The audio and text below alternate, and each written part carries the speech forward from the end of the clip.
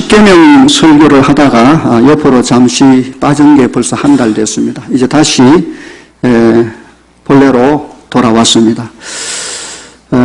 이제 5계명을 하다가 중단했는데 오늘 그 두 번째 내용을 설교하려고 합니다. 이게 참 중요한 계명인데 어떻게 잘 전해야 할 책임은 저에게 있고 우리 모두가 이 5계명을 다시 볼 수 있는 눈들이 열려야 할 것인데 정말 하나님의 은혜가 많이 필요합니다. 우선 복습을 좀 해야 되겠습니다. 하도 오래돼가지고 아마도 다 잊어버렸을 겁니다. 5계명은 내 부모를 공경하라 라는 말씀이죠. 내 부모 공경, 효도하라는 말입니다. 이 공경이라는 말이 한문으로 공손히 받들어 섬긴다 그런 말인데 성경 원어 히브리어 하나님이 말씀하신 언어의 본질의 뜻 공경하라 이 명령형 동사는 카베더라는 말인데 카베더 이 말의 기본적인 뜻은 무겁다, 무겁게 여겨라 이런 말입니다. 비중 있게 여겨라.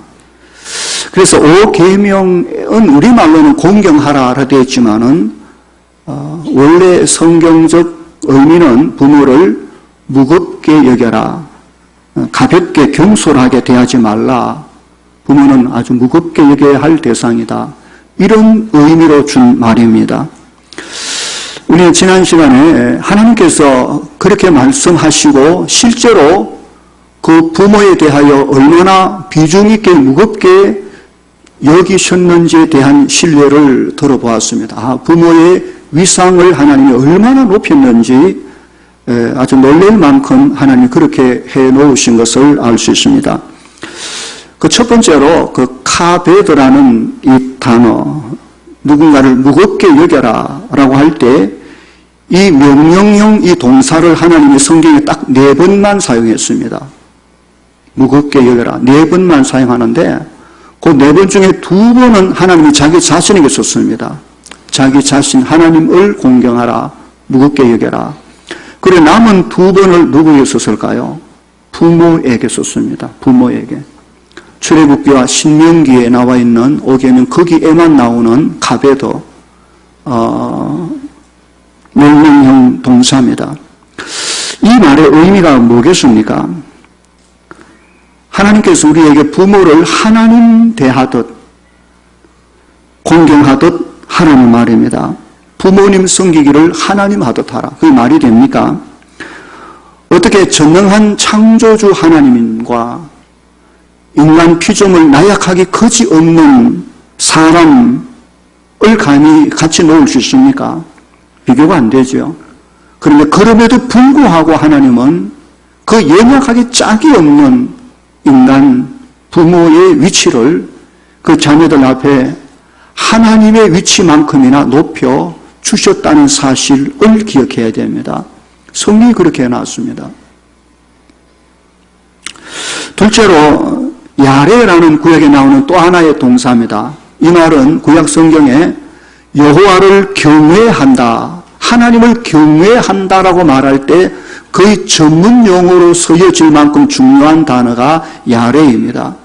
그런데 놀랍게도 성경은 그 야레라는 하나님께 사용할 전문 동사를 유독 부모에게 같이 씁니다. 부모에게. 레위기 19장 3절에 너희 각 사람은 부모를 경외하고 할 때 이때 야레, 부모를 경외하라 할 때 하나님에게 쓰여지는 단어를 그 부모에게 같이 쓰고 있는 걸 볼 수 있습니다. 그러니까 부모 공경은 단순한 윤리적이고 도덕적인 문제 이상입니다. 부모에 대한 태도는 곧 하나님에 대한 태도로 여긴다는 사실을 기억해야 됩니다. 세 번째로 하나님께서 오늘 우리를 낳은 우리 육체에 우리를 낳은 분을 우리가 아버지라고 부르는 그 호칭을 하나님 자신에게도 그렇게 부르라고 말씀하십니다. 피조물이 하나님을 아버지로 부른다는 것은 놀라운 일입니다. 우리를 낳은 우리 육체의 부모를 아버지라 부르는데 하나님도 우리에게 나를 너희가 아버지라 똑같이 불러라고 말씀하셨습니다. 그래서 우리에겐 육체의 아버지가, 육신의 아버지가 계신가 하면 또 아버지 한 분, 우리를 창조하시고 구원하신 하나님, 그분도 우리의 아버지, 같은 아버지입니다. 비교할 수 없는 대상이지만 그래도 동일하게 아버지라고 불리울 수 있는 존재가 우리의 부모입니다. 하나님은 우리의 부모를 하나님과 동등하게 위상을 그렇게 높일 만큼 높여놨다는 걸 기억해. 부모를 함부로 봐서 될 일이 아닙니다. 부모의 위치가 정말 하나님 다음이구나 이런 느낌이 올 만큼 아니 하나님과 뭐 비슷하네 이런 느낌이 들 만큼 해놨습니다.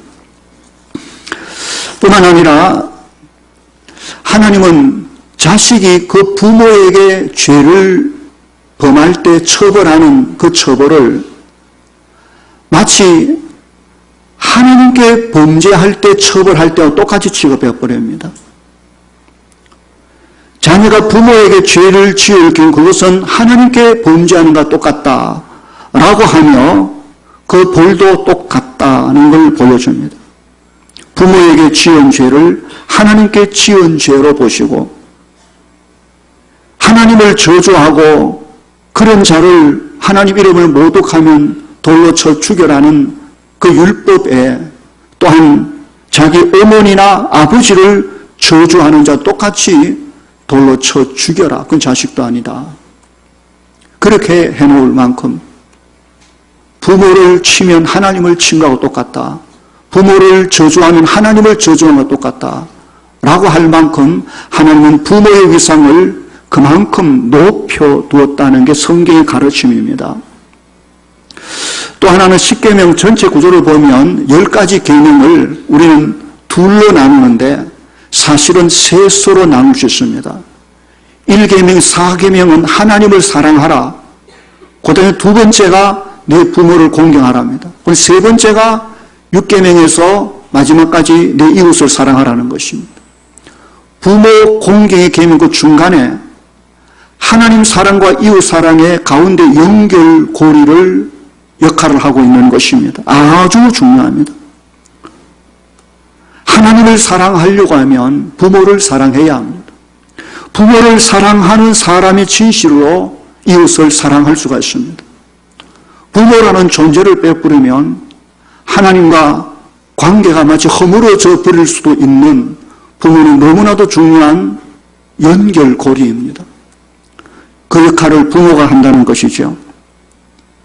우리는 성경을 보면서 하나님께서 내 부모를 공경 곧 카베도 무겁게 여겨라 라고 말씀하시며 친히 하나님이 우리의 부모의 위상을 높일 대로 높이되 마치 하나님의 위상만큼이나 올려두셨다는 사실을 절대로 잊지 말아야 할 것입니다. 그럼 왜 하나님께서 이 부모의 위상을 그토록 높이셨을까요?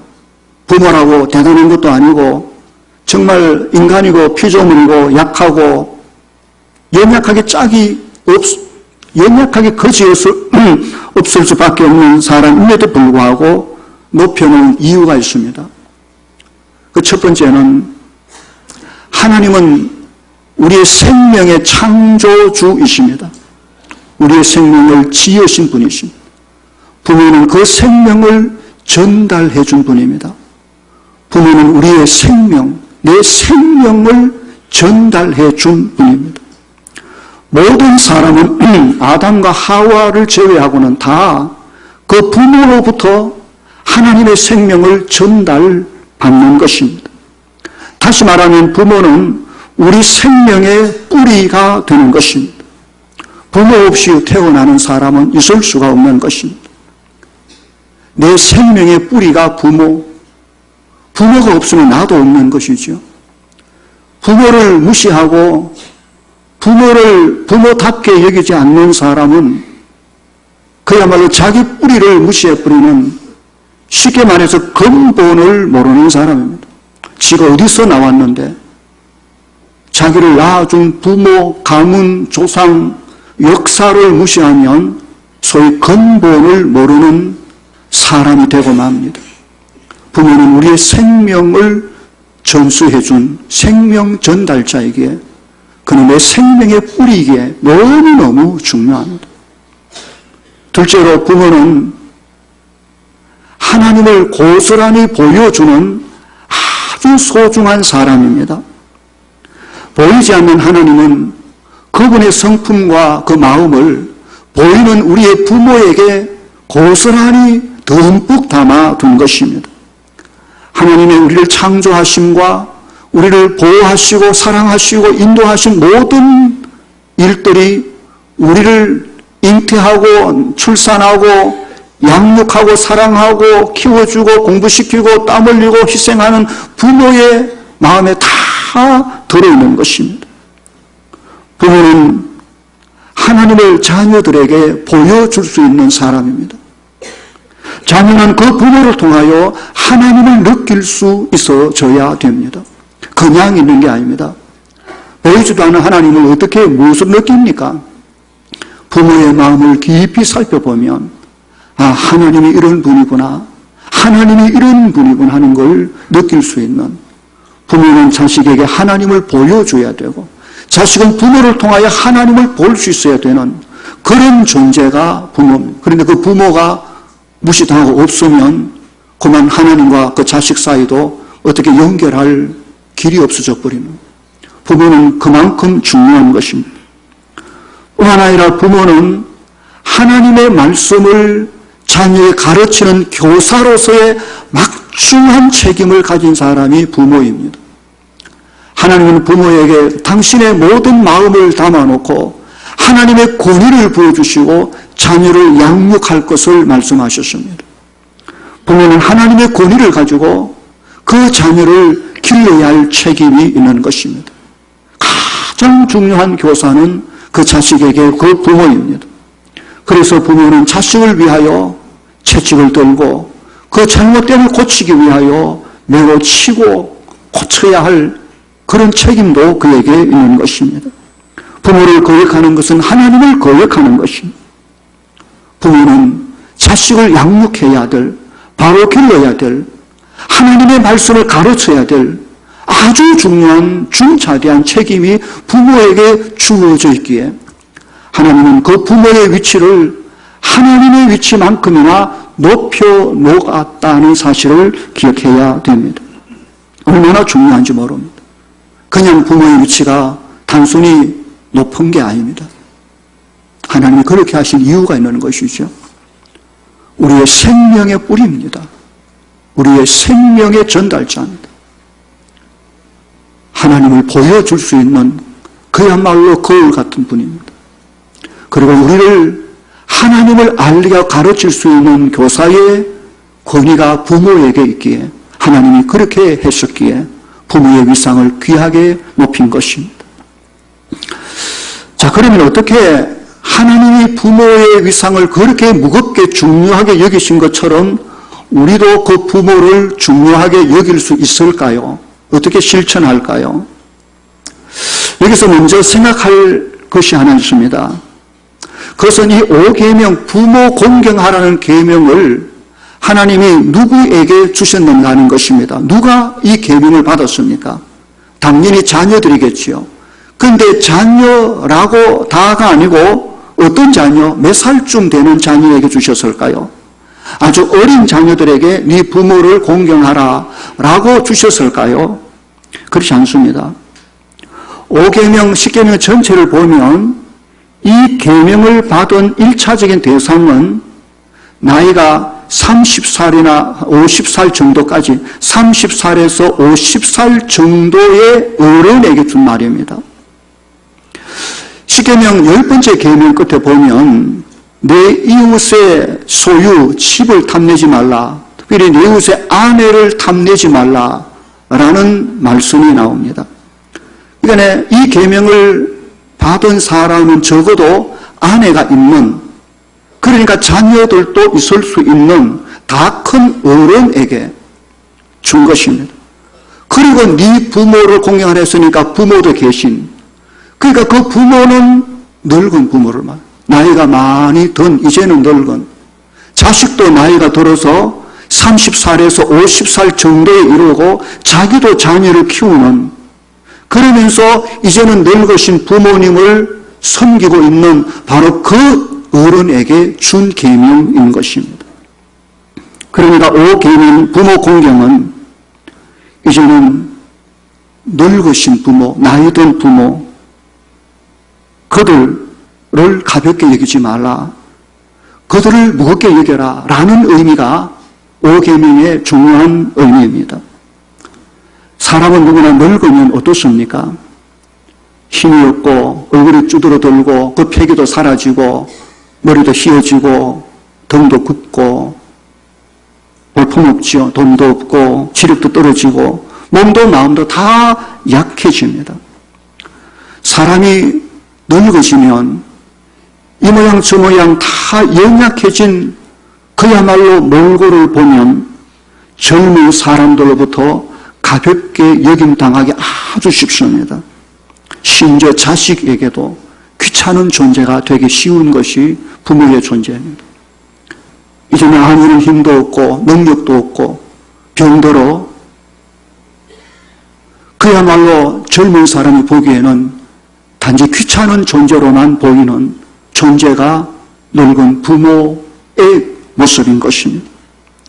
구약 성경에 보면 이렇게 부모가 늙은, 그래서 그 자식이 자기 부모가 늙었다고 함부로 가볍게 대하는 자들에 대한 경고의 말씀이 여러 나옵니다. 제가 읽어볼게요. 출애굽 21장 19절에 15절에 보면 자기 아버지나 어미를 치는 자는 반드시 죽일지니. 아버지 어미를 치는 자가 있다. 그건 놔두면 안 된다. 죽여라. 구타하는 자. 아버지 어머니가 젊으면 자식을 하겠습니까? 택도 없죠. 이미 아버지 어머니는 늙어가 힘도 없으니까 자식 뜻대로 안 되니까 막 그렇게 폭력을 가하는 자식이 있었다. 그건 죽여라. 출애굽 21장 17절에 자기 아버지나 어미를 저주하는 자도 반드시 죽일지라. 저주합니다. 자식이. 에스겔 22장 7절에 그들이 네 가운데서 부모를 업신여겼으며 나그네를 학대하였으며 고아와 과부를 해하였도다. 멸시, 업신여김. 늙었다는 말입니다. 부모가 늙고 병들고 아무런 힘이 없으니 사람들이 늙은 부모를 멸시하고 업신여기는 것이죠. 잠언 30장 17절에 아비를 조롱하며 어미 순종하기를 싫어하는 자의 눈은 골짜기에 까마귀에게 쪼이고 독수리 새끼에게 먹히리라. 조롱, 부모를 조롱, 놀린다는 말이죠. 그만큼 부모가 하찮은 존재처럼 여겨지고 있다는 것을 말합니다. 잠언 28장 24절에 부모의 물건을 도둑질하고서도 죄가 아니라고 하는 자는 멸망받게 하는 자의 동물이라. 착취, 부모의 것을 함부로 착취해 가게 합니다. 힘이 없으니까 부모는 다 뺏긴다는 것입니다. 잠언 19장 26절에 어미를 구박하고 아비를 쫓아내는 자는 부끄러움을 끼치며 능욕을 부르는 자식이니라. 이제는 구박하고 쫓아내는 나이든 늙은 부모, 그래서 그 자식에게 조차 구타당하고 멸시당하고 조롱당하고 착취당하고 구박받고 심지어 쫓겨난 신세가 부모, 늙은 부모가 그럴 대상이 된다. 그럴 되기가 쉽다는 말이죠. 특히 에스겔서 22장 7절에 이 부모, 늙은 부모를 그 당시 나그네와 고아와 과부와 함께 사회적인 약자로 언급하고 있다는 기억해야 됩니다. 고아와 과부와 나그네를 함부로 하면 하나님이 노하십니다. 역시 부모, 늙은 부모 역시 사회적 약자로 언급하며 업신여기지 말라라고 말씀한 걸 볼 수 있습니다. 무슨 말입니까? 5계명은 하나님이 그가 세우신 부모, 하나님의 대리자, 생명의 전달자, 하나님을 가르쳐야 할 부모의 위상을 늙었다고 자녀가 함부로 건드리지 못하도록 막는 장치인 것입니다. 이 그대로 두면 큰일 납니다. 5계명을 통하여 결코 부모가 늙었다고 부모를 귀찮은 존재로 가볍게 여기며 하찮게 여기는 짓을 못하도록 아무리 늙고 병들고 연약해도 하나님이 주신 권위를 건드리지 못하도록 만약에 그런 부모를 건드리면 하나님을 건드린 것과 똑같이 하나님이 취급해 버릴 만큼 5계명 그래서 중요한 것입니다. 단순히 힘있고 좋은 부모에게 순종하고 이런 말이 아닙니다. 그것도 필요하겠지만 늙고 병들고 연약해진 그 부모의 위상을 끝까지 무겁게 중요하게 비중 있게 여겨야 할 것을 말하고 있는 것입니다. 5계명은 그런 의미가 들어있습니다. 늙은 부모. 그럼 구체적으로 이 5계명을 어떻게 구체적으로 실천할 수 있을까요? 순종할 수 있을까? 어떻게 부모 공경 곧 무겁게 여겨야 한다는 말입니까? 저는 한 2가지 정도로 생각합니다. 그 첫째는 부모의 말을 청종해야 합니다. 말에는 그 마음이 담겨 있습니다. 부모의 자식을 향한 말에는 자식을 향한 부모의 마음이 가득 담겨 있어서 그 말을 자꾸 하고 싶어 합니다. 잠언 23장 22절에 너 낳은 아비에게 청종하고 네 늙은 어미를 경히 가볍게 여기지 말지니라 라고 했습니다. 이 땅의 모든 부모의 관심은 오로지 거의 그 자녀에게 다 있습니다.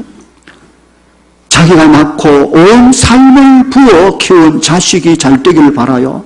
볼 때마다 하고 싶은 말이 너무너무 많은 것입니다. 해주고 싶은 말이 너무너무 많아. 나이가 들수록 더욱더 자식에게 귀해 그 마음에 부모가 자신의 모든 것을 다 말해줄 것처럼 말하고 싶은 내용이 그렇게 많아서 말이 많습니다. 했던 말 또 하고 했던 말 또 하고 또 하고 또 하고 자꾸 하고 그러니 부모가 이제 늙었다는 말입니다. 사람이 늙으면 말이 많아지는 게 이상한 특징입니다. 그 말을 자식이 무시하지 말라. 이게 5계명입니다.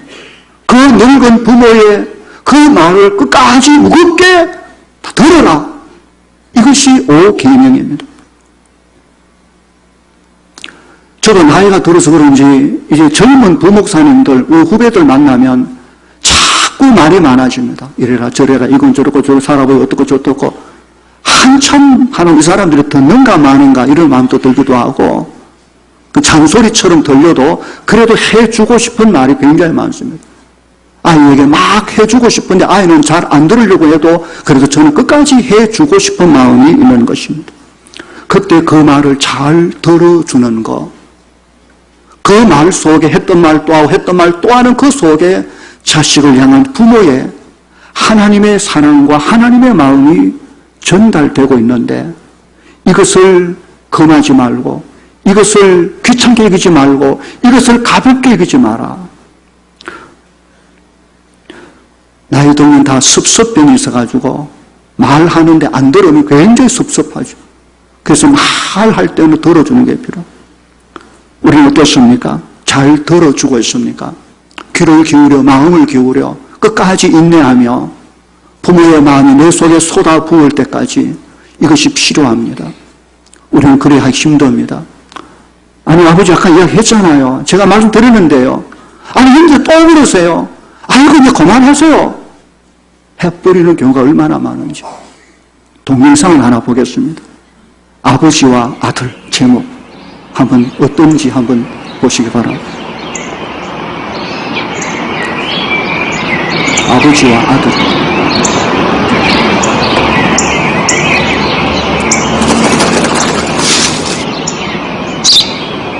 생각도 저게 뭐지? 말이지. That's reading. 참수잖아요. 그러니까.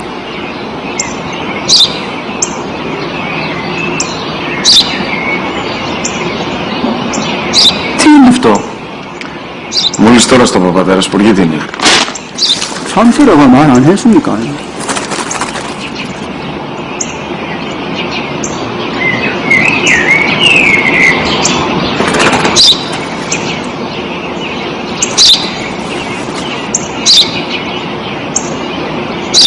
Τι είναι αυτό? Ένα Σπουργίτη είναι, πατέρα. Ένα Σπουργίτη. Σπου-γι-τι!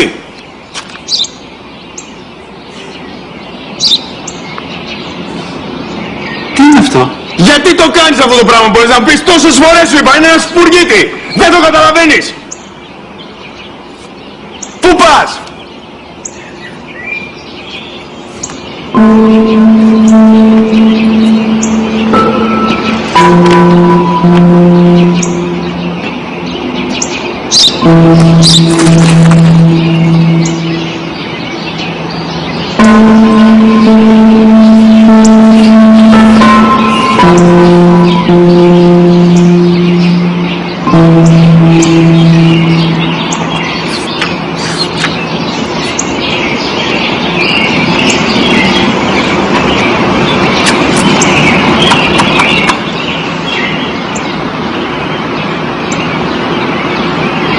Δυνατά. Σήμερα ο μικρός μου γιος που πριν λίγες μέρες έκλεισε τα 3 καθόταν μαζί μου έξω στο πάρκο όταν ένας Σπουργίτη ήρθε και κάθισε απέναντί μας. Ο γιος μου με ρώτησε 21 φορές τι ήταν αυτό και το απάντησε και τις 21 φορές ότι ήταν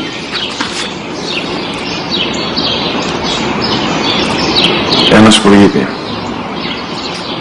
Τον αγκάλιασα τρυφερά και τις 21 φορές που μου έκανε την ίδια ερώτηση, ξανά και ξανά, χωρίς να εκνευριστώ, νιώθοντας στοργή για το αθώο μου αγοράκι.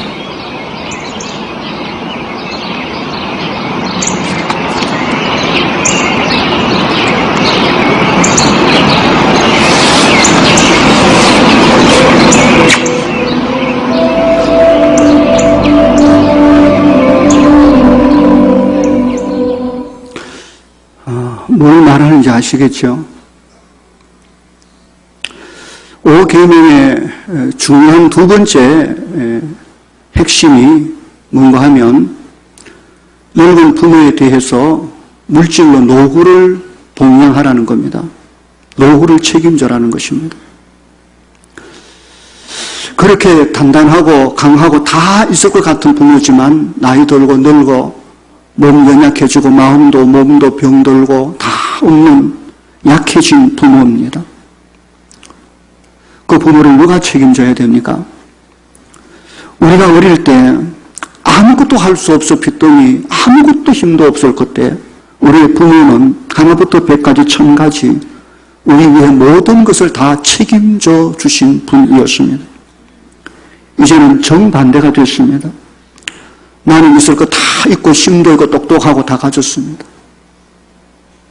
그런데 우리 부모는 아무 힘도 없고 늙고 돈도 아무 병들고 아무것도 할 수 없는 어린 아이보다 더 못한 연약한 존재가 됐습니다. 누가 책임져야 됩니까? 마땅히 자녀입니다. 자녀들은 이것이 옳으니라. 이게 옳은 것입니다. 우리가 장로님들이나 집사님들 가정에 보면 연세가 많으신 80, 90 되신 어르신을 끝까지 온 삶을 다해 섬기는 귀한 분들이 너무 많음을 볼 때 마음의 뭉클함이 다가오는 것입니다.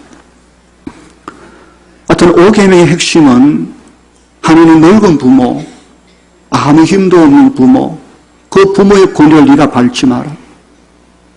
그가 말할 때 마음을 열어 들어드려라. 그래야 부모가 마음이 편해지고 그게 귀한 거다. 또 하나는 부모가 아무 힘 없을 때 부모의 삶을 네가 책임져 줘야 되지 않느냐.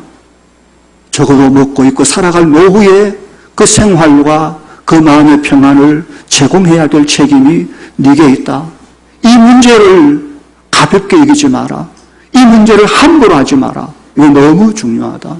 늙어도 이 부모는 내가 세웠고 나의 권위가 거기에 있고 나의 모든 것이 거기에 담겨 있다.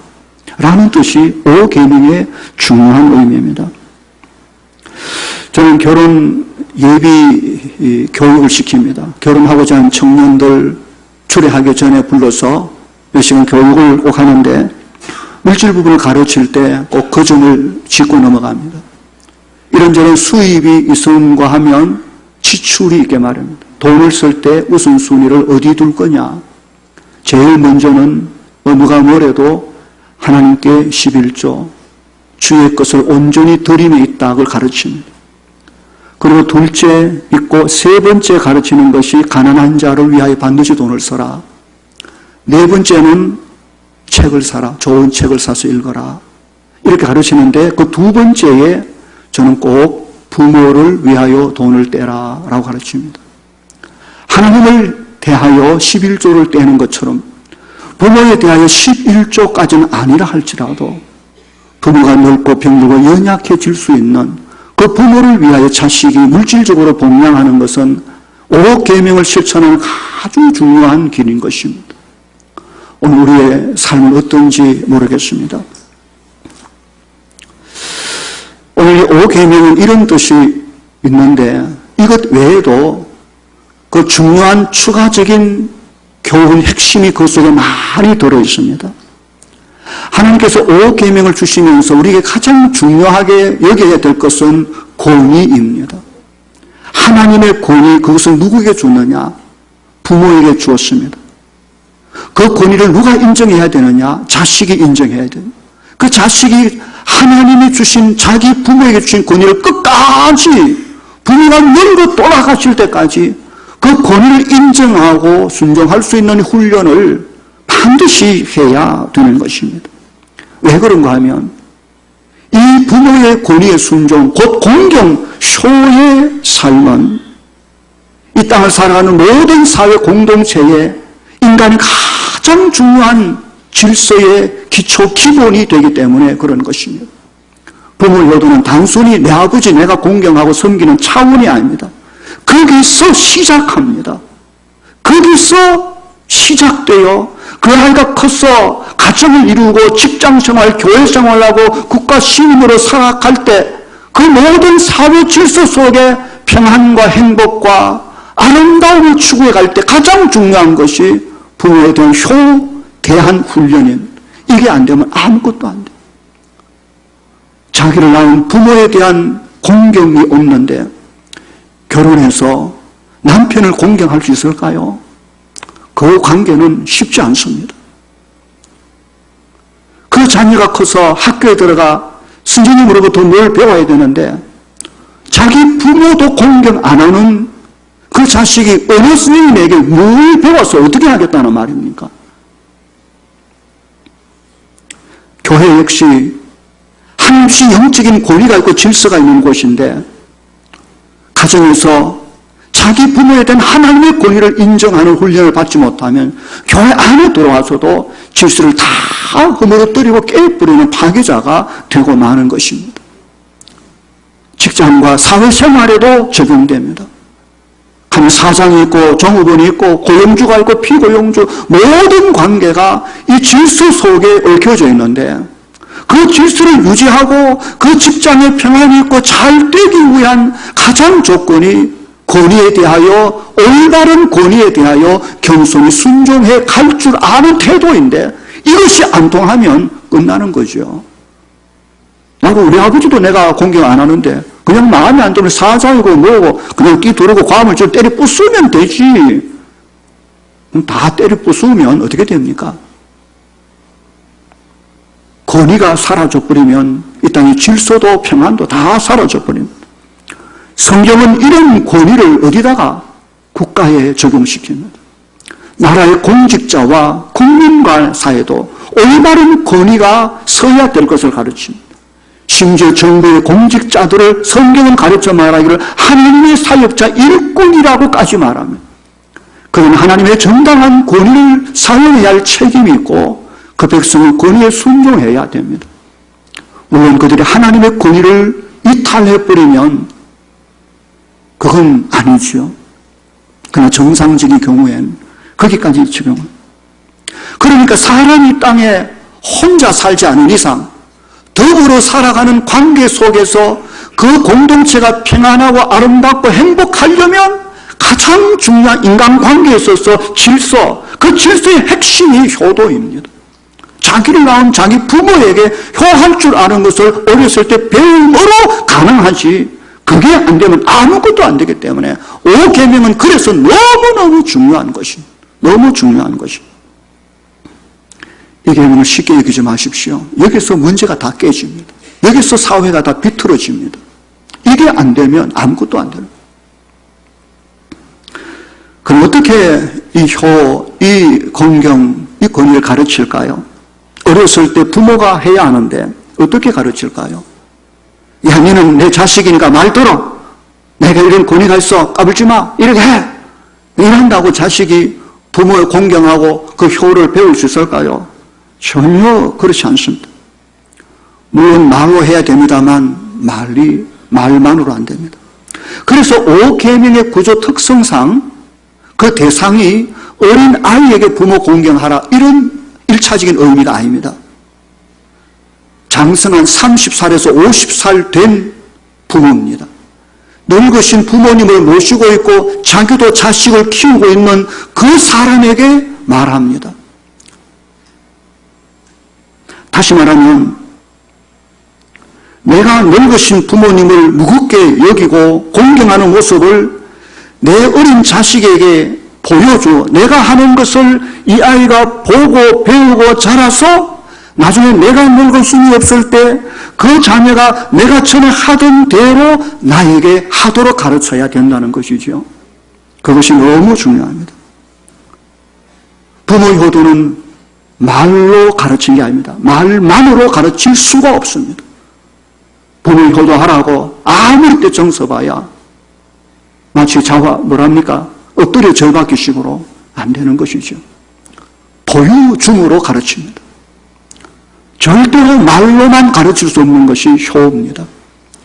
자기가 친히 내 늙은 부모를 마지막까지 어떻게 섬기는가를 자식이 똑똑히 볼 수 있도록 보여주어 그 자식이 나중에 내가 늙어 아무것도 할 수 없을 때 그 자식이 나를 보고 배운 대로 나에게 그렇게 끝까지 부모의 권위를 인정하고 효도한다는 것을 기억해야 되는 것입니다. 그러므로 지금 늙으신 부모님이 계시고 자기 자녀가 있는 그 중간에 사람이라면 아주 절호의 기회입니다. 이때 놓치면 안 됩니다. 어떻게 하든지 성경대로 늙으신 부모의 권위를 인정하고 그 말씀을 잘 듣는 습관을 기르고 부모의 삶을 책임지기 위해 애를 쓰는 모습을 내 어린 자식이 그대로 볼 수 있도록 살아가는 효의 삶을 살아내야 합니다. 그래야 이 효가 전수되고 이어져 가는 것입니다. 아무리 부모라고 자식에게 효도해라, 내가 부모인데 네 효도해, 이렇게 해서 진정한 효도가 아니라 보여줌으로, 본을 보임으로 된다는 걸 기억해야 될 것입니다. 부모 효도가 잘 안 되는 이유가 많은데 제가 작년인가 저작년 어버이 주일 할 때 이런 내용들로 말했습니다. 지정의의 관점에서 한번 점검해 볼 필요가 있다. 왜 부모 효도가 안 되는가? 첫 번째 지적인, 다시 말해서 부모 효도를 왜 해야 되는지 성경적 원리와 이 모든 계명을 알지 못해서 못하는 사람이 있습니다. 왜 해야 되는데요? 모른다는 것이죠. 성경의 이 놀라운 하나님의 마음을 잘 가르쳐 배워서 이건 하나님이 그렇게 해야 되는 이유가 있어. 알아야 돼요. 가르쳐야 돼요. 배워야 돼요. 또 하나는 다 알고는 있는데, 알지요 당연히 부모 효도 성경적으로. 그런데도 마음이 안 움직여서 안 되는 경우, 정적인 문제가 있습니다. 이미 마음이 부모와 자식 사이에 감정이 상해져 깨져 버린 것이죠. 내가 내 부모 귀한 줄 알지만서도 우리 부모는 도저히 내 감정으로 내가 효도할 수가 없어. 도저히 우리 부모는 나 인정 못하겠어. 정말 보기도 싫고 싫어 하고 박살난 관계에서 알지만 안 되는 상처투성이의 관계가 너무 많습니다. 이거 치료해야 됩니다. 이건 병 중의 병입니다. 어떻게 하든지 말씀 앞에 회개하고 아니면 전문가를 찾아 고치든지 회개 금식을 하든지 부모와 자식 간의 이 비틀어져 버린 상한 감정을 하나님 앞에 회개하며 치유해내지 않으면 안 되는 것입니다. 다 알면서도 안 되는 이유가 그 관계의 상처로 깨져버려요. 이거 치유해. 세 번째로 부모 효도에는 다 알기는 알고 마음으로도 있는데 효도 안 되는 사람이 있습니다. 의지적인 문제입니다. 다시 말하면 그것은 훈련하지 않았기 때문에, 연습하지 않았기 때문에 늘 평소에 자기 일에 바쁘고 내가 내 부모 귀한 줄 알고 내가 내 부모 섬겨야 되고 부모 사랑하는 거 다 있는데도 불구하고 평소에 섬기는 습관 훈련을 안 한 것이지요. 늘 바쁘다 하고 힘든다 하고. 그래서 작은 것부터 지금부터 작은 것부터 하나하나 하는 훈련을 쌓아가야 됩니다.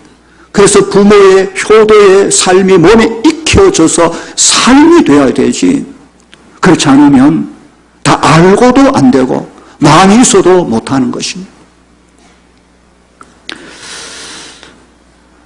정말 그리스도인들에게 있어서 이 5계명 하나만 주문하고 잘 지켜도 이웃 전도는 아주 쉬워질 겁니다. 옆집의 사람이 부모 효도 너무너무 잘하고 어르신들이 너무 좋고 가정이 화목하면 와, 어떻게 저 가정이 저렇게 행복하게 정말 효도를 잘할까? 효자네. 어떻게? 보니까 동북의 집사님의 가정이네. 어떻게 교회에서 가르치고 하나님이 그렇게 가르치는 말씀대로 살아서 그러는 거예요. 그렇구나. 정말 바로 가르치네. 나도 교회 가야지. 전도되는 거 아닙니까? 부모 효도만 잘해도 이 전도할 사람은 수두룩수두룩 합니다. 수많은 가정이 이 문제가 중요한지 알면서도 바로 되지 못하는 가정이 얼마나 많은지 그들 앞에 우리가 본을 보여야 되는 것입니다. 마지막으로 제5계명에는 하나님의 약속, 곧 복주심의 약속이 꼭 붙어 있습니다. 출애굽기 20장 12절에 그리하면 네 여호와 하나님 여호와가 네게 준 땅에서 네 생명이 길리라. 이 땅의 삶 속에서 그 생명의 건강함과 장수함에 대한 복을 약속합니다. 신명기 5장 16절에 그리하면 네 하나님 여호와가 네게 준 땅에서 내 생명이 길고 복을 누리리라. 복에 대한 언급을 분명하게 하고 있습니다. 그래서 6장 1절로 3절에 보면 네 아버지와 어머니를 공경하라. 이것이 약속 있는 첫 계명이니 이로써 네가 잘 되고 땅에서 장수하리라. 하나님은 그가 부모 공경에 대한 5계명을 주시고 그냥 넘어가실 수 없어서 거기에다가 잘 되어지는 그 복을 약속하고 있다는 걸 염두에 둬야 됩니다. 놀라운 것은 이 계명을 알지 못하는, 하나님을 알지 못하는 그 사람들이 무의식 중에라도 이 계명대로 자기 부모에게 효도하고 할 때 하나님 그들에게도 복을 주십니다. 불신자 가정에도 부모 효도 잘하는 가정을 보십시오. 다 화목하고 행복하고 아름다워. 비록 그들이 하나님을 믿지 못해서 구원에 이를 수는 없어도 하나님 이 땅에 부모 효도에 대한 은혜들을 그들이 그렇게 공급해 주시지 않습니까? 그런데 사실은 그 복은 오늘 그 계명을 받은 우리가 먼저 누려가야 될 복이고 우리가 그들에게 보여주고 나누어야 될 과정입니다. 그런데 정작 우리는 이 계명을 받았으면서도 우리 부모를 부모로 여기지 아니하고 홀대하고 그리고 받아야 될 복을 누리지 못하고 그렇지 않는 사람이 이 계명의 복을 다 가져가면 이게 무슨 이런 일이 다 있습니까? 하나님의 계명 속에는 당신의 영광을 위하여 그리고 저와 여러분의 참된 삶의 행복을 위하여 장치해 놓은 것들이 굉장히 많습니다. 하나하나 깊이 바라보면서 이 말씀 붙들고 오늘도 이미 부모님 돌아가셨거나 그런 경우에도 우리 주위의 어르신들 다 우리 부모들 아닙니까? 부모 섬기는 마음으로 성경대로 효해 갈 때 우리의 가정이 살고 다음 세대가 살고 하나님의 영광을 받으시며 내가 가는 모든 가정과 직장과 일터와 모든 사역에 하나님의 질서와 평안과 행복함이 솟아난다는 사실을 꼭 기억하시기를 바라고 이 말씀 붙들고 믿음으로 끝까지 승리해가는 우리 모든 성도들 다 될 수 있기를 주님의 이름으로 간절히 축원합니다. 기도하겠습니다. 거룩하신 아버지 은혜 감사합니다. 제5계명의 의미를 다시 한번 듣게 하신 것을 감사를 드립니다. 부모를 무겁게 여긴다는 의미가 무엇인지 다시 알게 해 주시옵소서. 오 주여, 오늘 우리의 생명의 전달자 하나님의 권위를 가진 하나님의 마음을 담뿍 우리에게 증거해 준 부모에 대한 우리의 태도를 돌아보며 주 앞에 회개하옵나니 저희를 용서하여 주옵시고 다시 한번 하나님 앞에 바로 서서 어른 및 사람 하나님 주신 권위와 질서를 소중하게 여기고 그래서 우리가 살아가는 모든 삶의 현장 속에 하나님의 은혜와 복주심이 넘치는 귀한 역사 늘 일어나게 하여 주시옵소서. 성도들의 가정마다 이 평안함을 주시고 하나님의 복주신 은혜 속에 이 땅과 내세와 모든 삶에 주의 충만한 복으로 채워 주시옵소서. 감사하고 예수님 이름으로 기도하옵나이다. 아멘.